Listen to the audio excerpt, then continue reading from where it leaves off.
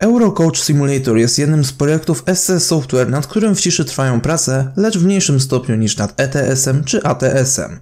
Ostatni czas temu temat ECS-a odżył dzięki jedynemu autokarowi. Jednak co to dokładnie jest za projekt, jaka jest jego historia i kiedy możemy się go spodziewać, o tym powiem w tym filmie. Zapraszam.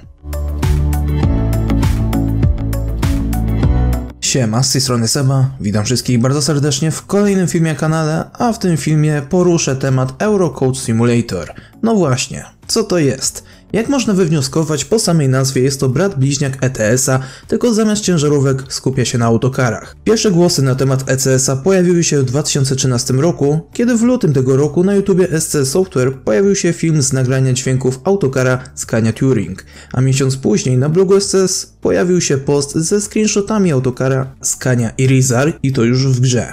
W 2013 roku pojawiły się też różnego rodzaju dworce autobusowe jako modele do ETS-a. Od tamtego czasu sporo dyskutowano na temat tego projektu jako kolejnej gry od czeskiego studia. Z czasem temat ucichł od strony studia. Głośniej było o nowościach szykowanych w tamtym czasie do ETS-a i o ATS-ie. W międzyczasie na Twitterze SCS pod koniec 2014 roku pojawił się tweet ze zdjęciem autokara marki MAN. Temat symulatora europejskiego autokara powrócił wraz ze zbliżającym się ATS-em. W biuletynie World of Trucks numer 1, który pojawił się 7 maja 2015 roku w podpoście codename Eurocoach Simulator, mogliśmy się dowiedzieć, że nad ECS-em pracował zespół jedno-dwuosobowy, który skupia się na tworzeniu modeli autokarów, przygotowuje całą mechanikę i odpowiednią fizykę pojazdów.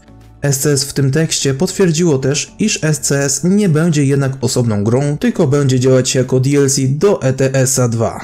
Przy tekście pojawiło się też zdjęcie wnętrza jednego z autokarów, prawdopodobnie marki Setra. 22 października 2015 roku na stronie gry online pojawił się wywiad z szefem SCS-u Pawłem Szeborem.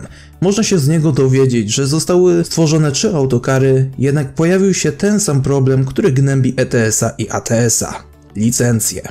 Z tego powodu ECS został odsunięty na bok, aby studio mogło się skupić przede wszystkim nad nadchodzącym ATS-em.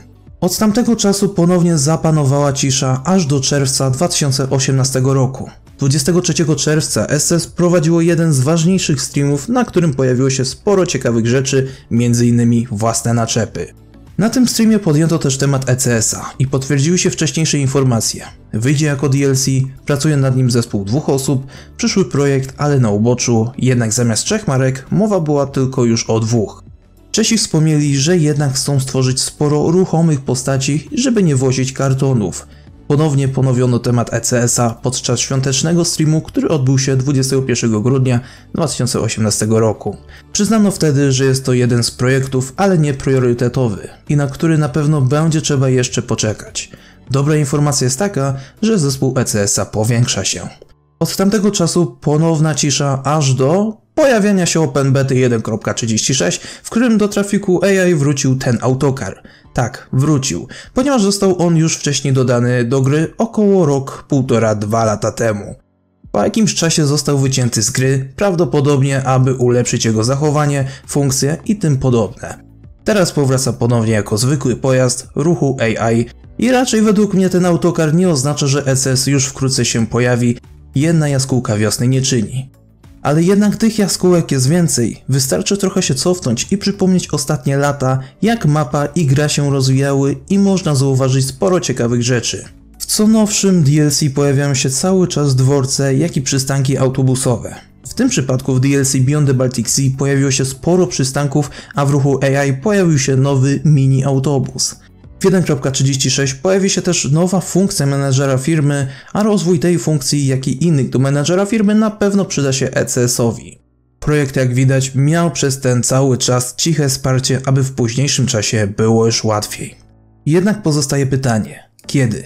Na to pytanie nie może odpowiedzieć nawet SCS Software, nam jednak pozostają domysły.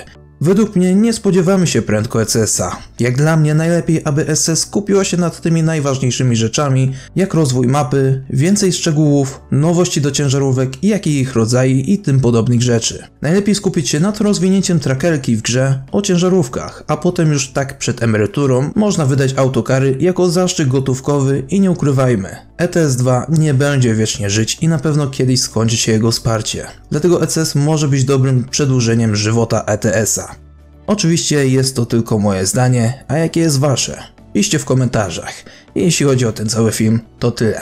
A więc zachęcam do oceniania tego filmu, skomentowania go, udostępnienia. Zapraszam na moją stronę Twittera, Discorda, do grupy na Steam i widzimy się w kolejnych filmach, więc trzymajcie się. No i cześć.